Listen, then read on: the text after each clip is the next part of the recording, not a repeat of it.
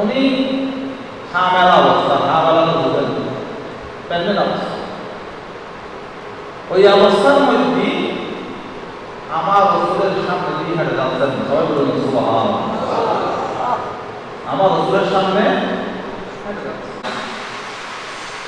আপনার গর্ভের মধ্যে যে সন্তান আছে এটা পুত্র সন্তান হবে, সবাই বলুন সুবহানাল্লাহ। দুনিয়ার মধ্যে এখনো আশা নাই যে আপনার গর্ভের মধ্যে যে সন্তান এটা কি হবে, পুত্র না মেয়ে, পুত্র, পুত্র সন্তান হবে। এই কথা বলার সাথে সাথে উম্মে জামিল বিনতে হারিসা আশ্চর্যান্বিত হয়ে গেলেন। আমার রাসূল আরো বললেন, আমার সাথীরা, এই পুত্র সন্তান যখন দুনিয়ার মধ্যে ভূমিষ্ঠ হবে, ওই ভূমিষ্ঠ হওয়ার সাথে সাথে এই সন্তানটাকে আমার কাছে নিয়ে আসিও। সবাই বলুন সুবহানাল্লাহ। কয়টি কথা বলছেন? এটা আবার জানা ভাই, একটা হচ্ছে তোমার গর্ভের মধ্যে যে সন্তান আছে এটা পুত্র সন্তান, এটা ভূমিষ্ঠ হওয়ার সাথে সাথে আমি রাসূলের দরবারে নিয়ে আসি। সবাই বলুন সুবহানাল্লাহ। এটা আশ্চর্যের বিষয় নয়। তখন নির্দিষ্ট সময় হলো, উম্মে জামিল বিনতে হারিসা গর্ভবতী গিয়ে স্বামীর সাথে আলোচনা করলেন। স্বামী স্ত্রী আব্বাস রাদিয়াল্লাহু আনহু সাথে আলোচনা করলেন। স্বামী স্ত্রীর মুহাব্বত আল্লাহর পক্ষ থেকে। সবাই বলুন স্বামী স্ত্রী আমাদের আছে কি নেই? ফরের ছেলে, ফরের মেয়ে, মেয়ের বাড়ি ঢাকা, ছেলের বাড়ি চট্টগ্রাম। কোনোদিনও এক আমাদের গ্রামের ভাষায় বলে এক পুকুরের পানি ব্যবহার করা নাই, কিন্তু তাদের প্রতি এমন মহব্বত আল্লাহ দান করেছেন, স্বামী স্ত্রী হয়ে গেছেন অনেক দূর দূরে। আছে না? দূর দূর থেকে এসে পাওয়া না, এবং বিবাহ হয় না, যে কোথাও কোনোদিন দেখা হয় নাই, তাদের সাথে আত্ম মানে কি, আত্ম মানে কি, তাদের মধ্যে যখন আত্ম করে দেওয়া হয়, তাদের মধ্যে এমন মিল মুহাব্বত আল্লাহ এখানে বেঁধে দেন, সেই জন্য তাদের সংসার জীবন সুখী সংসার জীবন পরিণত হয়। সবাই বলুন সুবহানাল্লাহ। এটা আল্লাহর পক্ষ থেকে বলে নেওয়া হয় কি না? স্বামী স্ত্রী মায়া এটা হারিয়ে দিয়েছে। সেই জন্য যার স্বামী কথায় নম্বর হয়ে যাচ্ছে, স্বামীর সাথে পরামর্শ খুশি নেবে না। উম্মে জামিল নাম কি বলেছিলাম? উম্মে জামিল বিনতে হারিসা, উনি আমার রাসূলের কথা শুনে খুশি নেবে না, যেহেতু ছেলের মা হবে খুশি। আবার নিয়ে যাবে বলছেন, হওয়ার পর স্বামীর সাথে আলাপ করলেন। আচ্ছা, যাক নির্দিষ্ট সময় হয়ে গেল, নির্দিষ্ট সময়ের মধ্যে এই সন্তান দুনিয়ার মধ্যে ভূমিষ্ঠ হলেন। সবাই বলুন সুবহানাল্লাহ। ভূমিষ্ঠ হওয়ার সাথে সাথে ওই আমার রাসূলের নির্দেশ অনুযায়ী ওই সন্তানকে আমার রাসূলের দরবারে মধ্যে হাজির করলেন। সবাই বলুন সুবহানাল্লাহ। জান্নাতি পরিবেশ এবং কথা নয়, বলা সহজ কিন্তু বাস্তব বড় কঠিন। ওই মুহূর্তে আমার রাসূলের দরবারে মধ্যে নিয়ে গেলেন ওই সন্তানকে, মাসুম বাচ্চাকে।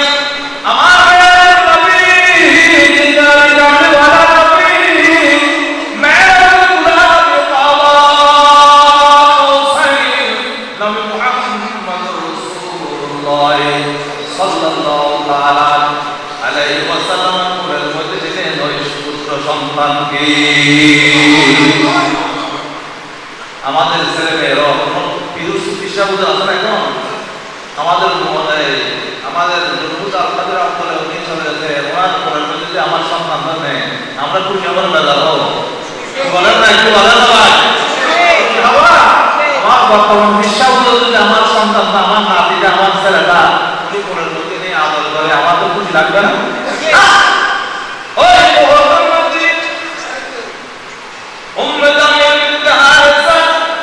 আমার রাসূলের কোরআন মধ্যে সন্তানকে দিলেন দেওয়ার পর আমার হায়াতুল নবী ওই সন্তানের নাম কানের মধ্যে আযান দিয়ে দিলেন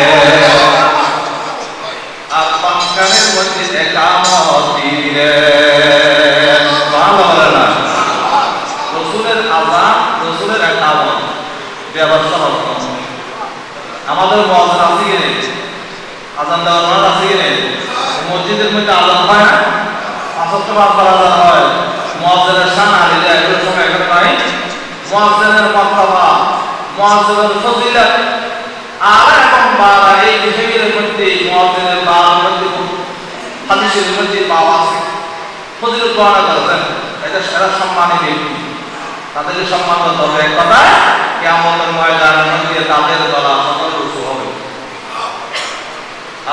কি হবে যাই হোক আমার রাসূল আযান দেওয়ার পর আমার রাসূল বললেন এইটা উম্মে জামিল বিনত হারিসাকে বললেন ইযহাব লিআবিল খুলাফা সবাই বলুন সুবহানাল্লাহ আমরা গায়ের আমার রাসূল গায়ের বলেন না গায়ের জানে কি জানে না আমার রাসূল জানে একবারে যে বললেন আযান এবং ইকামত দেওয়ার পর বললেন ইযহাব নিয়ে যাও লিআবিল খুলাফা খলিফাদের বাপকে নিয়ে যাও সবাই বলুন সুবহানাল্লাহ তো এই কথা কি হবে এটা আলম আসল ভাষা আজকে ভূমিষ্ঠ হয়েছে ইযহাব লিআবিল খুলাফা একথা বলার শুনে আরো আসার জন্মিত হয়ে গেলেন আল্লাহুম্মা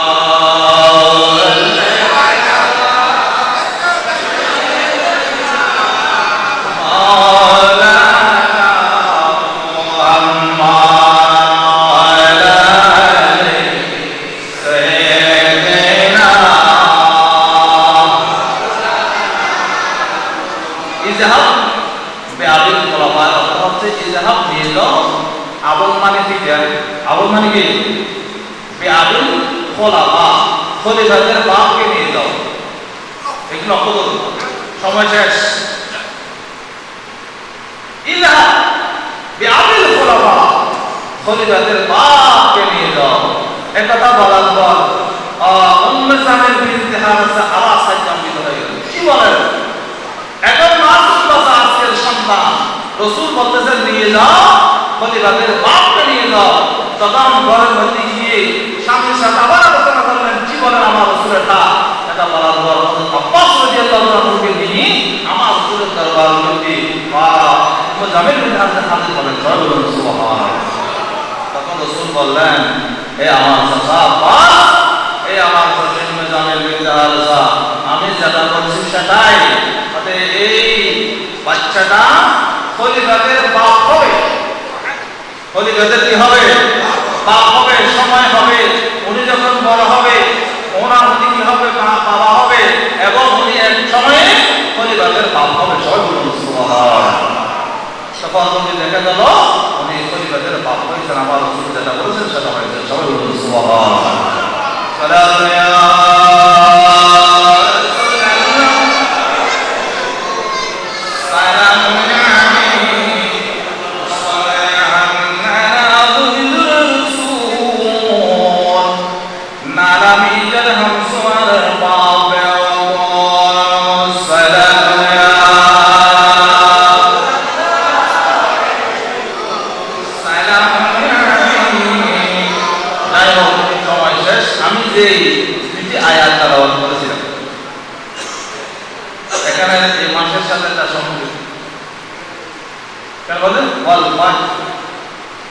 Wala yang kena usah, ini harus dikurang. Ini kurang kalau kita harus dikurang. ওয়াল ফাজর ওয়া লায়ালিন আশর। আল্লাহ বলেন ফজরের শপথ। ওয়াইটা ওয়াই তাসমিয়া, ওয়াই কি তাসমিয়া, এখানে মাদ্রাসাটা ওয়াই তাসমিয়া। আল্লাহ পাক জাল্লা শানহু বিভিন্ন সময় বিভিন্ন বিভিন্ন এই পাহাড় নিয়ে বিভিন্ন সময় এই শহর নিয়ে শপথ করেছেন। সুবহানাল্লাহ বলেন না? সুবহানাল্লাহ। যেমন বিসমিল্লাহির রহমানির রহিম, ইয়াসিন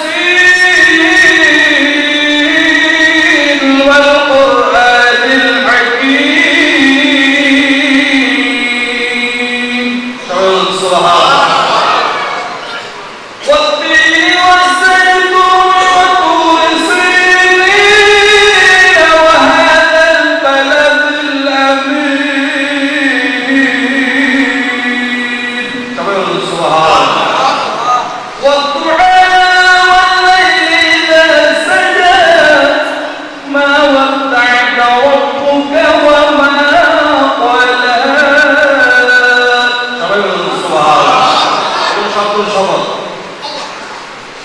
ইয়াসিন, এটা আমার রাসূলের নাম। ইয়াসিন সাল্লাল্লাহু আলাইহি ওয়াসাল্লাম বলি, এটা আমার রাসূলের শান। এই কথা বলতে অনেক হয়ে যাবে, সাথে হয়ে গেছে। ইয়াসিন এই যে খবর মুকাদ্দিয়াত, এটা আমার রাসূলের শান। এগুলোর অর্থ দুনিয়ার কোনো আলেম বুঝবে না। যিনি পাঠিয়েছেন তিনি বুঝেন, যার নামে পাঠিয়েছেন তিনি বুঝেন, জিবরাইলও বুঝবে না। এটা অর্থ হচ্ছে আল্লাহু আ'লামু ওয়া রাসূলুহু। সুবহানাল্লাহ বলেন না? এর অর্থ কতগুলো খবর মুকাদ্দিয়াত কোরআনের মধ্যে আছে না? আছে না? কি আছে? আলিফ লাম মিম, আলিফ লাম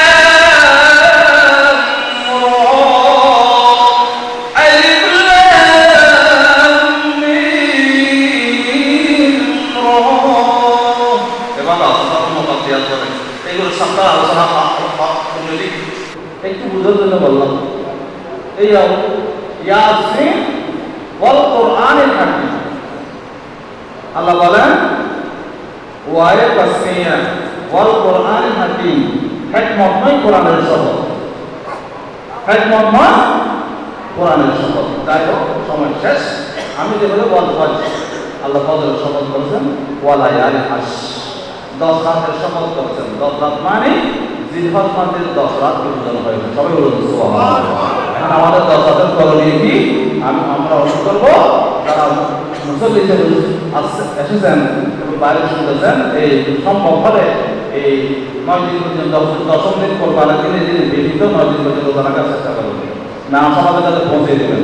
আর সামনে যতবার পর মুখ কাটা, চুল কাটা ইত্যাদি ইত্যাদি এগুলোতে দূরে থাকবেন। যেদিন গলায় গরুর গলা ধরে ছুরি দিবেন, দোকান থেকে করার জন্য চেষ্টা করবেন। এটা আর যে সওয়াব পাবে একদম কোরবানি করলে যে সওয়াব, ও নকল সওয়াব একই কোরবানির সওয়াব ওই বান্দারা যিনি করতে পারেন কোরবানি, তিনি পারেন না, উভয়ের জন্য এটা আপনার পক্ষ থেকে ফয়সালা হবে। সবাই বলুন সুবহানাল্লাহ।